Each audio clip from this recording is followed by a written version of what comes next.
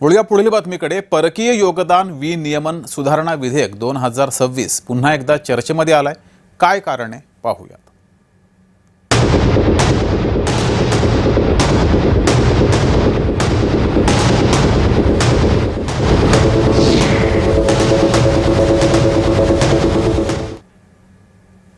परदेशी निधी घेणाऱ्या स्वयंसेवी संस्था आणि इतर संघटनांवरील नियंत्रण अधिक कडक करण्याच्या उद्देशाने केंद्र सरकारने आणलेलं परकीय योगदान विनियमन सुधारणा विधेयक 2026 हे पुन्हा एकदा चर्चेत आलंय।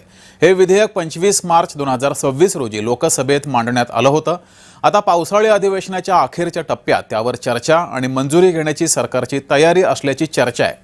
12 ऑगस्ट रोजी FCRA विधेयक चर्चेला आणि मंजुरीसाठी घेतलं जाऊ शकतं असा दावा मिझोरमचे मुख्यमंत्री लाल दुहोमा यांनी अमित शहांना भेटल्यानंतर केलाय। मात्र 8 ऑगस्ट रोजी जाहीर झालेल्या सरकारच्या अंतिम आठवड्याच्या कामकाजाच्या यादीत FCRA विधेयकाचा समावेश नव्हता। त्यामुळे 12 ऑगस्टची तारीख अद्याप संभाव्य असून अंतिम निर्णय कामकाज सल्लागार समिती आणि सभागृहाच्या कार्यक्रमावर अवलंबून असेल। परदेशातून मिळणारा निधी कोणत्या संस्था स्वीकारू शकतात, तो कसा वापरायचा आणि त्याचा हिशोब कसा द्यायचा याचं नियमन या कायद्याद्वारे केलं जातं। सरकारच्या म्हणण्यानुसार या कायद्याचा उद्देश परदेशी निधीमध्ये पारदर्शकता, उत्तरदायित्व आणि राष्ट्रीय सुरक्षेची काळजी घेणं हा आहे। विरोधकांनी मात्र या विधेयकामध्ये अनेक त्रुटी असल्याची टीका केली आहे।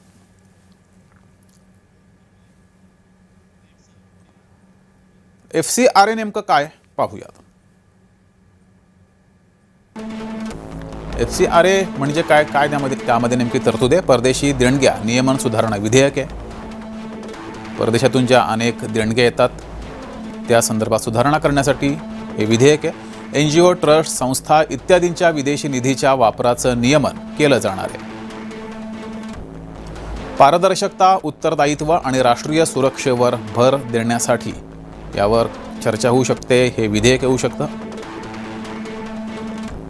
सर्वात मोठा बदल काय होईल तर FCRA नोंदणी रद्द झाल्यास किंवा सरेंडर किंवा समाप्त झाल्यास विदेशी निधी आणि त्या निधीतून निर्माण झालेल्या मालमत्तेवर नियुक्त प्राधिकरण त्यावर देखरेख ठेवेल। नोंदणी पुन्हा मिळाल्यास मालमत्ता परत मिळण्याची तरतूद आहे।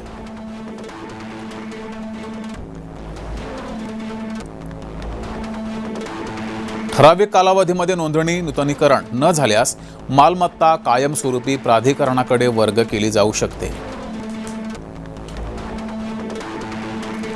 धार्मिक स्थळांसाठी विशेष तरतूद केलेली आहे। विदेशी निधीतून संबंधित मालमत्ता धार्मिक स्थळ असल्यास तिचे धार्मिक स्वरूप कायम ठेवण्याची तरतूद आहे। या विधेयकात तरतूद केली गेली आहे। सरकारची नेमकी भूमिका काय आहे? विदेशी निधीवर बंदी घालणं हा उद्देश नाहीये, तर पारदर्शकता, उत्तरदायित्व आणि राष्ट्रीय सुरक्षेसाठी देखरेख मजबूत करणं हा या विधेयकामागचा उद्देश आहे।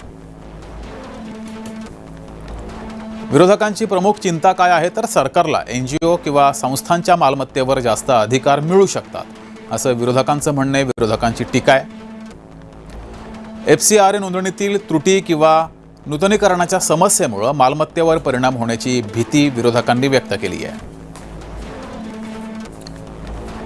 NGO आणि नागरी संस्थांच्या स्वायत्ततेवर परिणाम होण्याची भीती सुद्धा विरोधकांनी व्यक्त केली आहे। तर सामाजिक कार्यकर्ते विजय कुंभार यांनी या विधेयकाला विरोध केलाय। पाहूयात त्यांचा नेमका आक्षेप काय।